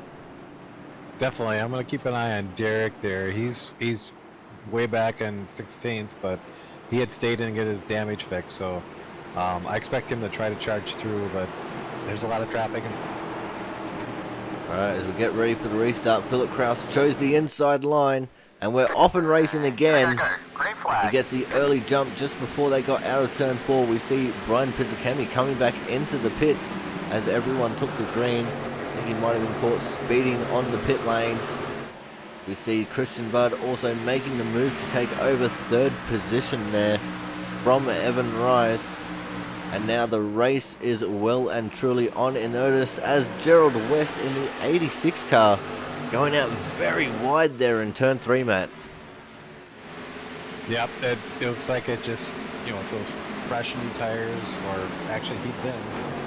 He just maybe overdrove a little bit and it slid out. And we got battle packs coming out all over the place right now. We even got a battle for the lead going on with Retzlaff absolutely hounding the back end of the 91 car of Philip Kraus there. You'll hear that I'll keep referring to him as the 91 instead of the 18. That's because what I see in the standings here is 91 as he gets very loose there coming off of turn 1. I think he might have gotten a little bit of a tap. Let's open up the radio waves, see if these guys are talking about it. As he's a little bit loose there coming through turn 3 as well, but that just helped him turn into the corner there, Matt. Yep. Watching Derek, he's all over the place. He hit the wall again. So Derek's pushing hard, but I think the handling of this car with those taps have starting to slide away from him. Yeah, he hit it on my That is going to be unfortunate there for the 20. As we can hear the drivers at the front here talking about someone maybe hitting the wall among them, and then just the rest of the stuff going sideways for them. But that's just one of the unfortunate parts of racing here. These guys are all semi-professional, and they're working their way through the pain and misery that they're suffering so far, Matt. Yeah, definitely. I enjoy, you know, ISM Raceway, you know, running it. But with the changes on these cars and stuff, they're definitely having a handful today. A handful indeed, as they're starting to catch up to some lap traffic already, and that is going to be in the form of the 81 of Corey Williamson, 17 laps down. He takes it easy and stays high to allow everyone to get up on his inside here. Corey with a lot of damage on his car after he spun out there in turn 4 earlier, Matt. Yeah, these cars, like I said, they change them so they get a little bit more air. So some of these guys that are damaging their fronts, that might actually help them out where their car isn't overheating. But aerodynamics would play a little bit of a role here, but not quite as bad as some of the other. Well, in the broadcast view, Corey Williamson had no front end, so I don't think he has to worry about the cooling issue at all. He's definitely getting a lot of air onto that radiator.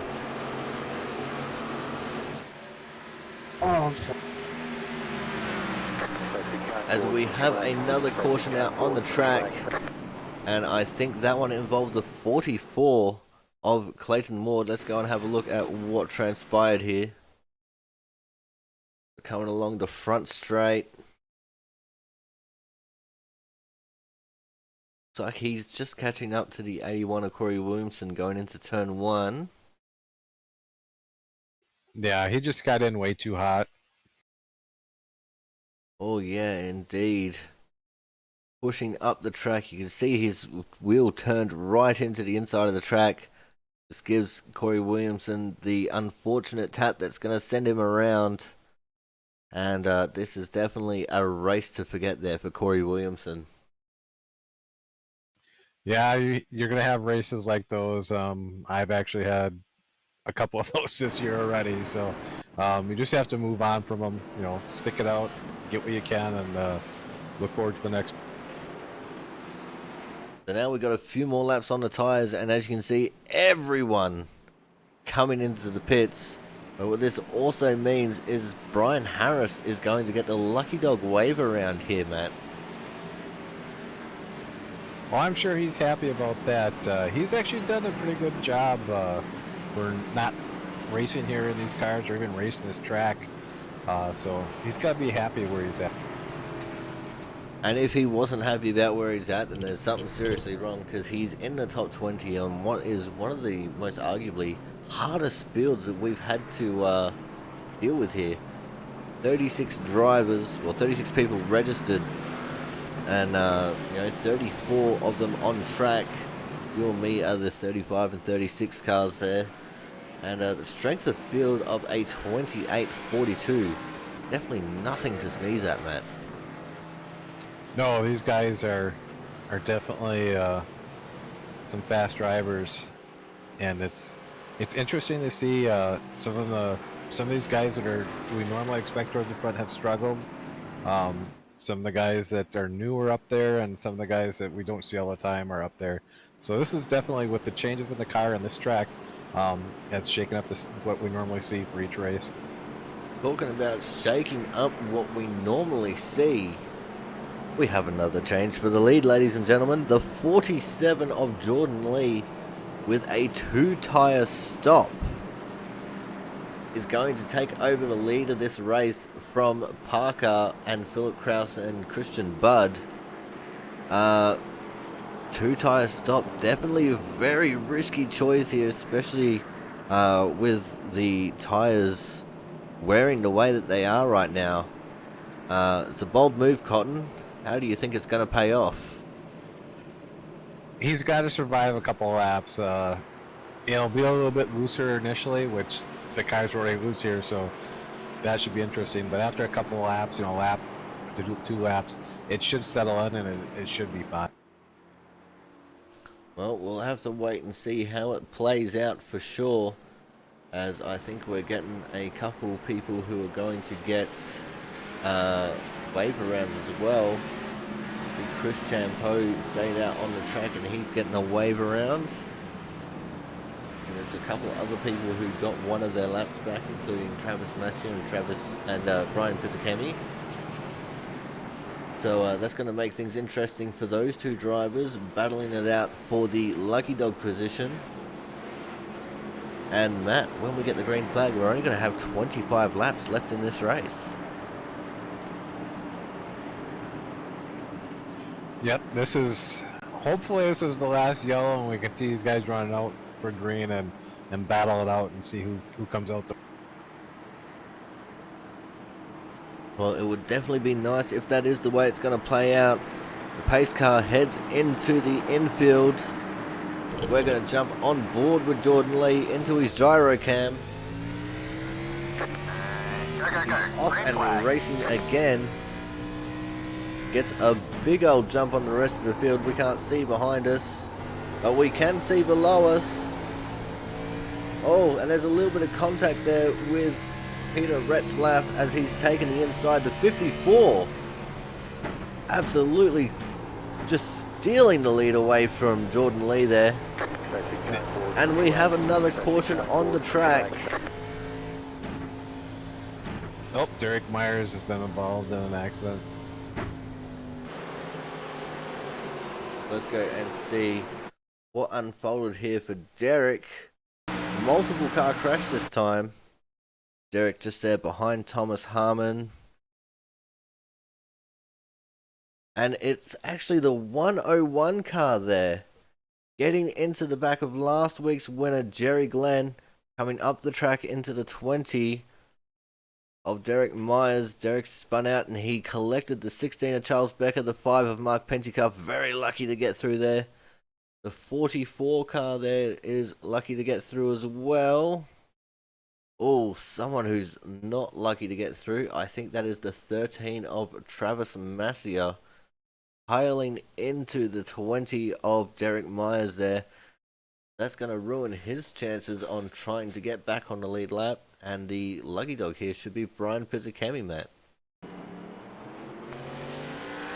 Brian, yep, he's definitely a lucky dog a lot of times. At some of these races, he ends up finishing high. So for him to get back on the lead lap and have a chance to gain some positions, he's definitely looking forward. As we can see, the cars starting to just go around the track. See Brian there getting his lucky dog wave around. and the 56 of Blake Tarwick. One of the guys who came onto the scene very early in the season. Got a couple of good results, but has been struggling a little bit here the last couple of weeks, Matt. Yeah, sorry, I'm just kind of glancing back at Travis's in-car, and yeah, he tried to stop. At first I thought he might have arc braked it a bit, but he did try to stop and it just slid.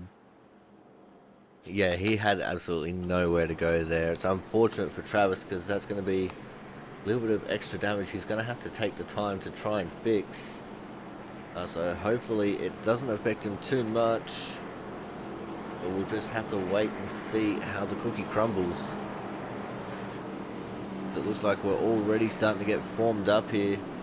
Got Retzlaff on the pole, Philip Kraus in second, Jordan Lee, Christian Budd, Evan Rice, Gerald West, Jonathan Hernandez, Michael Sturgill, Jordan Brinkley, Blake Tarwick, Thomas Harmon, Jerry Glenn, Jaron Sanchez, Keith Calhoun, Mark Penticuff, Brian Harris, Dustin German, Chris Champo, Christopher Spencer, Charles Becker, and Brian Pizzakemi as your top 21.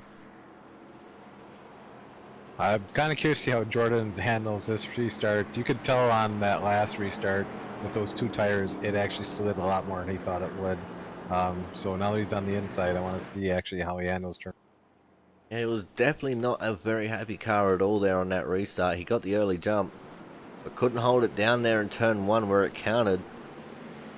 So we'll keep an eye on him, but we'll also keep an eye on the guy on his outside, the 50 of Christian Budd. A man that we know is really, really good at saving his tires, Matt. Yeah, with these yells and stuff there in the limited laps, I think it's go time for him. And it looked like, you know, a couple of cautions ago, I was kind of watching him, and his car was moving around a lot more. So he's definitely starting to push it. So I expect him to, on this restart, try to get by Jordan and Philip, and then see if he can get to Parker. Well, we won't have to wait too long to see how it's going to unfold. Pace car is coming in this time as the pace car driver takes the hard left turn into the pit lane. Parker is the control car and he goes early just before they come out of turn 4. Go. Green flag. And we already have some moves being made. Jordan Lee dropped right back down to 4th already. He did not get a good restart there. He does hold on to it in turn 1 and 2 though, so he is not looking too bad. As I think they've just gone 3 wide with Jordan Lee in the middle. Looked like the car on the inside, I think that was the 42. Just thought better of it as Jordan gets super loose coming out of turn 4. Right across the nose of the 42 car there. And Jordan Lee is struggling hard right now, man.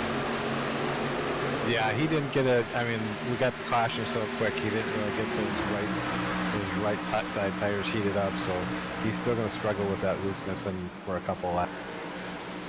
It looks like he is starting to get a little bit of a handle on it now, but he has dropped all the way back to what I think is about the 8th or 9th position here. So he's definitely 8th position it is officially. So he's definitely going to have a lot of work to do. But he's also got some fast cars coming up behind him, like the 38 of Thomas Harmon there, Matt. Well, I mean, it's a risk taking 2 tires, and I'm sure he weighed it. You know, if it worked out, you know, you seem like a genius. If it doesn't, well, you might end up back where you're at to begin with. So it's worth the risk. Worth the risk, but the payout definitely does not reflect that. As we got a little bit of contact there just in front of him, the 97 of Jordan Brinkley absolutely pile driving the arse of the 42 car of Evan Rice there. Definitely looks like there's no love lost between them there.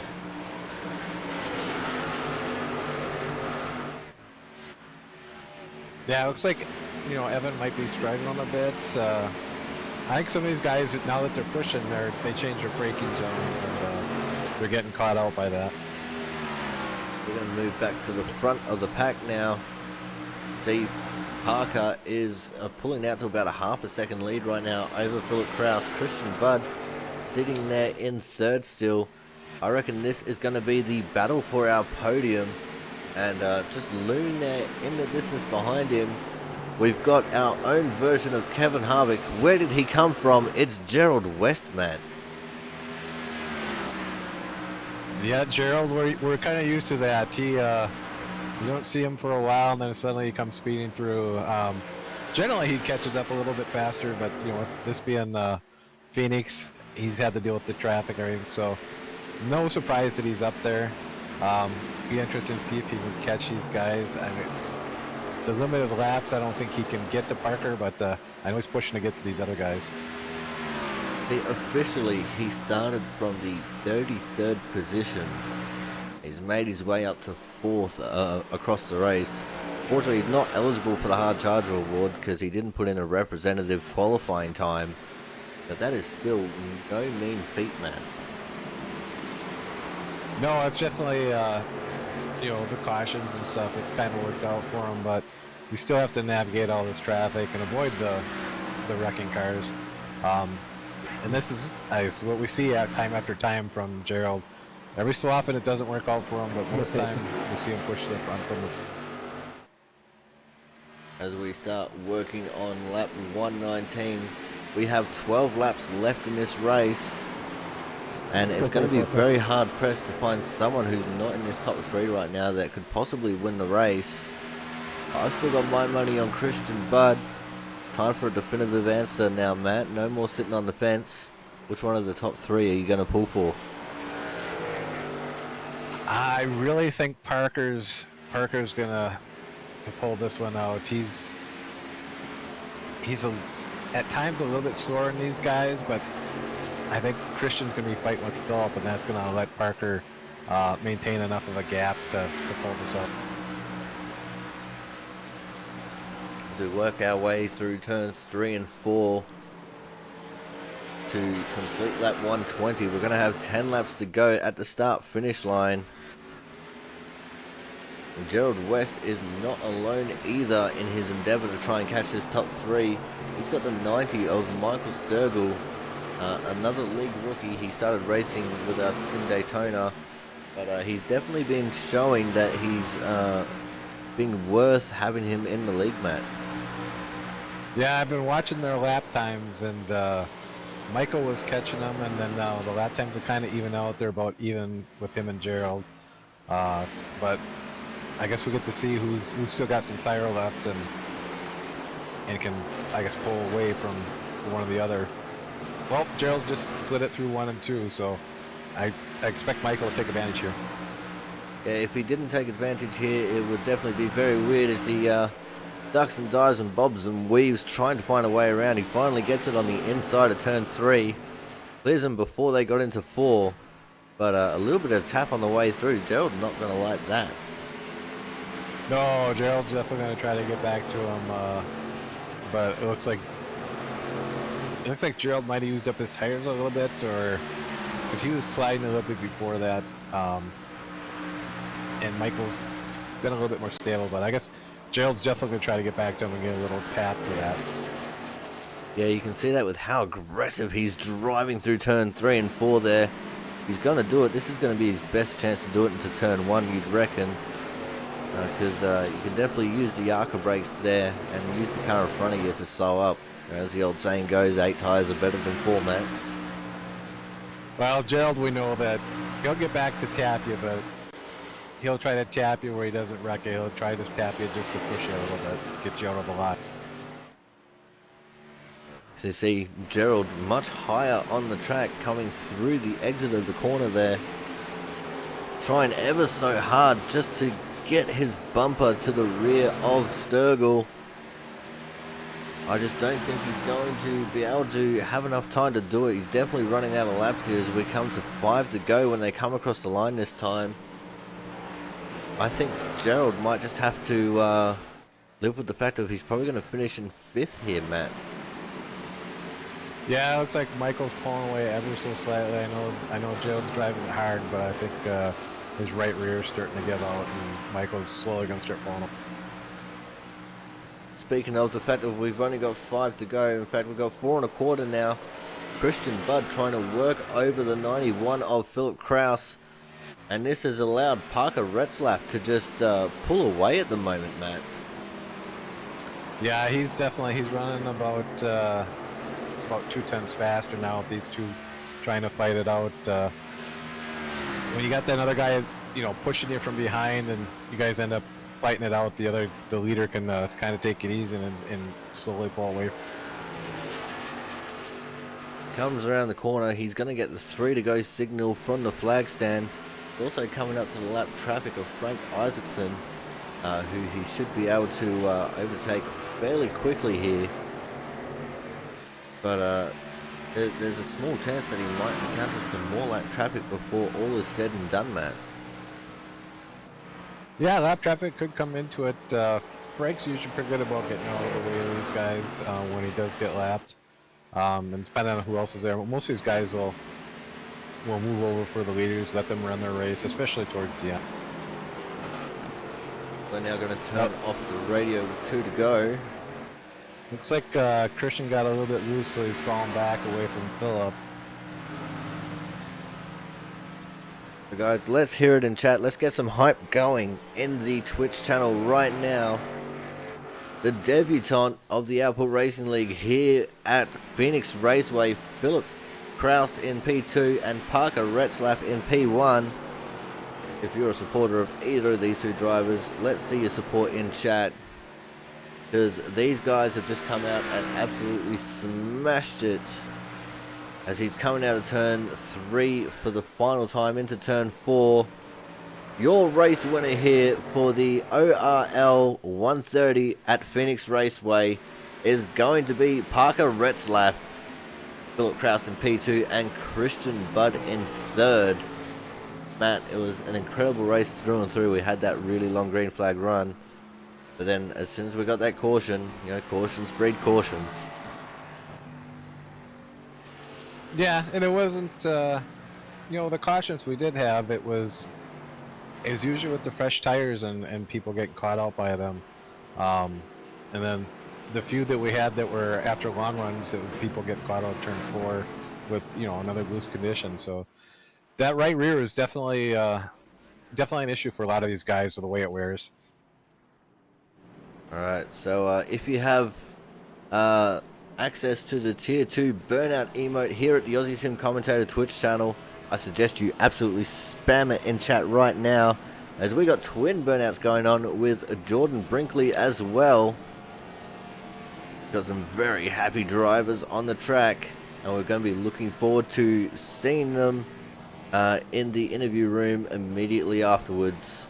We're going to go for a quick break, guys. We're going to figure out who our hard charger is, and we'll be back with you guys in just a minute.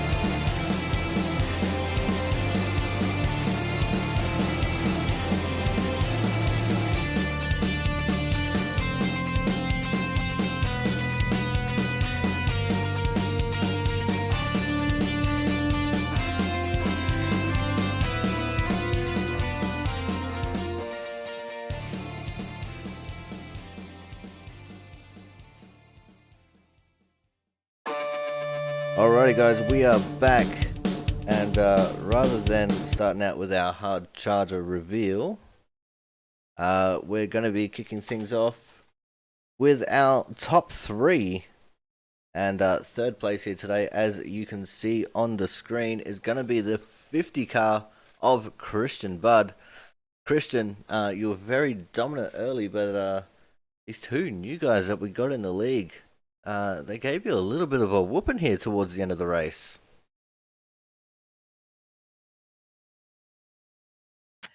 Yeah, well, I wouldn't take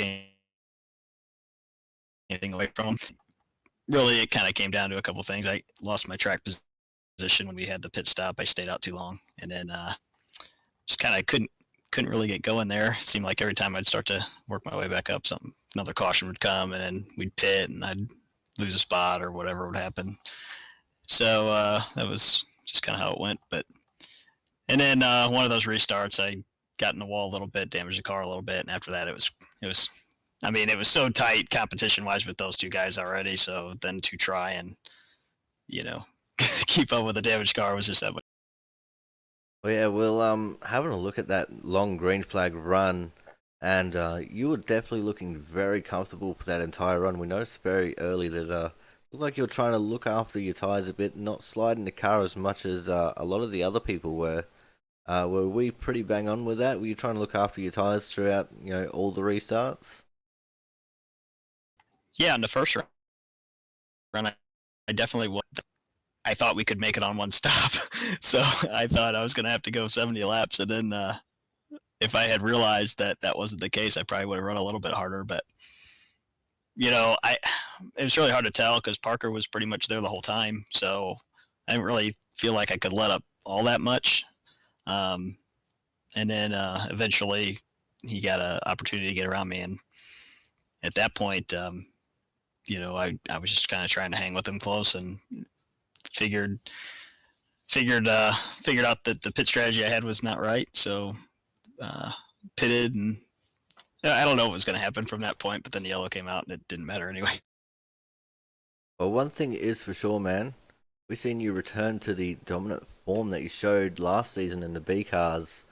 Do you reckon we're going to be able to see more of this as we start to learn more about how this package has evolved? I sure hope so. That's always what you want. But like I always say, I never want to sell anybody else short because there's a lot of good guys and some new guys here, and so I don't set the expectation that way. I'm going to go out there and do the best I can every week, and the chips will fall where they may on that. But I will say this: driving this car this week with the low downforce is so much more fun. It's what I like to do, and the setup this week was fun to drive, and a little loose, which I like. Last time we were here in the B car, it was really tight, and that wasn't as much fun for me. So, if they keep putting together setups like this and on this low downforce, I should be really happy at about half the tracks this year at least. All right, so looking on forward to next week, we're going to Atlanta. What's the feeling going into the mile-and-a-half track that you seem to have loved in the B cars? Truth be told, I don't like it because I don't like that 550 horsepower package. So, it's the same for everybody. I'll go out there and do the best I can. But, that's just kind of what we got to deal with this year. Now, I would like to ask you a question, Christian, because they made some updates to these cars, with the overnight the update this morning. Did you notice any difference at all from when you would run here before? Like compared to say the 2018 Gen 6, I think the biggest thing is that they've updated the tire a little bit. The wear characteristics are a little bit different. If you compare it to last year where they had the high downforce, I mean, it was massively different. There was so much more on throttle time, and the car didn't really slide around as much. And the other thing that's kind of nice about this low downforce is when a car does break away a little bit, it's not quite as abrupt. With the high downforce, it was really abrupt, so you kind of had to really be on your toes, and it's not as fun to me. But uh, overall though, I think the improvements they're making on tire is definitely better. I you know I know some guys are upset with it, but I think it's better, honestly. All right, man. Well, before we let you go, anyone you want to give a quick shout out to here tonight? Well, who was our sponsor this week on Race First? Just ORL. Yeah, Racing well- League sponsoring itself. ORL then, and you guys for doing the commentary this week. Hopefully Matt will be back sooner than later, back behind the wheel, because I know that's where he wants to be. And there's everybody who showed up tonight. I mean, we had 34 car field or something. I mean, that's awesome. So we keep up with that, I'll be real happy too. So thanks. All right, man. Well, thank you for attending the race today. Great result by yourself, and we look forward to seeing what you can do next week at Atlanta. Yeah, did I get the points lead yet? I don't know. Let me have a quick look to see. No, you did not. Oh, all right. You are That next 17 points off. All right. Yeah, Daytona was a killer. Indeed it was. All right. Well, thank you very much, man, and we look forward to seeing you next week. Thanks. All right, guys. So that was the 50 of Christian Budd, today's third place getter. Coming up next, we have got one of our debutants to the league. He's got the 18 car on track, but he's got the 91 car in our hearts. It is the 91 of Philip Kraus. Philip, man, what a debut. You come out here and from absolutely nowhere and just snake second place away from Christian Budd. Great race, man. Oh yeah, thank you. It was fun having one of these low downforce races again. Sort of missed it in the Gen 6 cars. Yeah, it definitely made things very interesting, especially with how slick the track was throughout the entire race. Especially coming off turn 4, we saw a lot of people drifting it off the corner. Was it much the same for yourself? Yeah, the first one was pretty bad because I wasn't used to having to actually save the right rear because with the way the package used to be with the big rear spoiler, usually the rear end was super planted, so you didn't really have to worry about the rear because it was usually like a lot better than the front tires were wear-wise. But this week, first run, I sort of forgot about that and I was slipping, sliding all around. It was fun though. I missed it. Now, as I said, you're one of the debutants to the league. So, do you just want to give us a quick overview of your iRacing career so far? I mean, not much to say really. I've been really on and off with iRace, and I used to be really into it back in 2015. Sort of ticked down, got tired of it, and now I'm back again, giving it another shot. You got any questions, Matt? I guess the main question was, when you got out there towards the front, I mean, did you expect to run with those guys once you settled in with the way the car was handling, the way that the tires were wearing?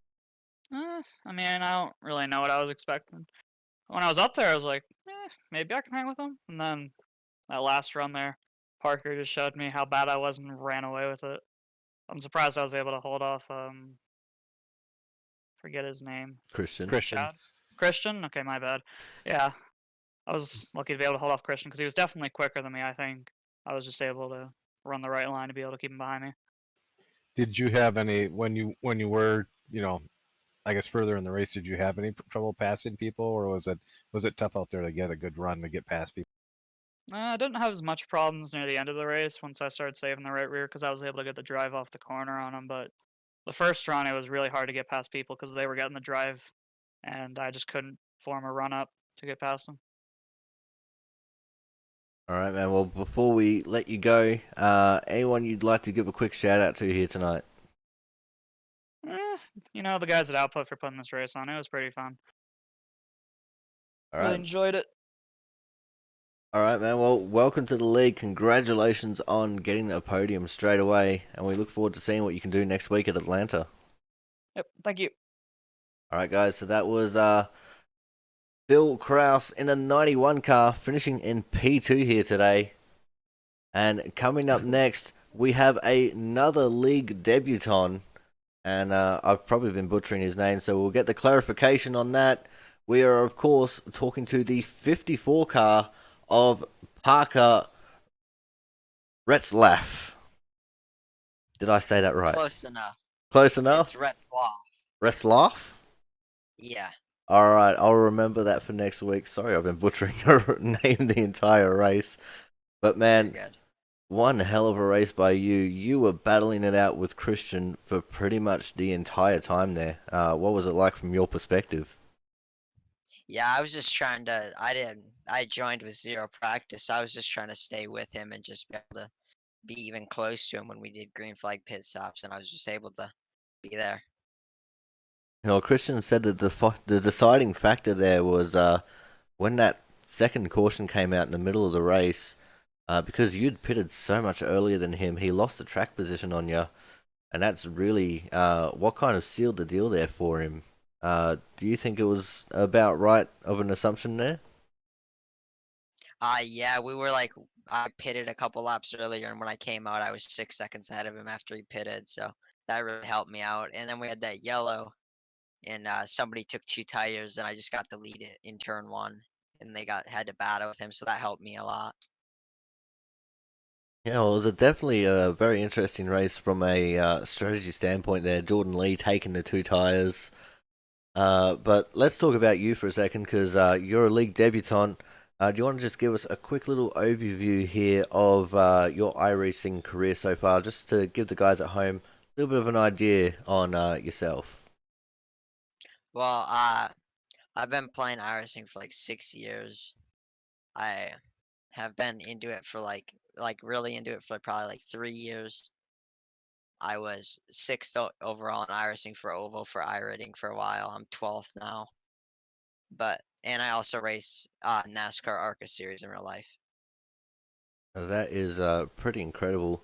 So we know that ARCA has contained itself with the K&N cars as well.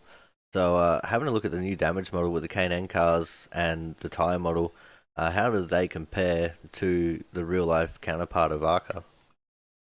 Yeah, I like the Canon car in here, and I have to save tires and everything. I just wish that they would put the new body on like we have in real life.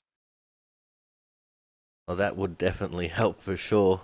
So we're going to Atlanta next week here in the A cars. What are you expecting to get out of racing next week?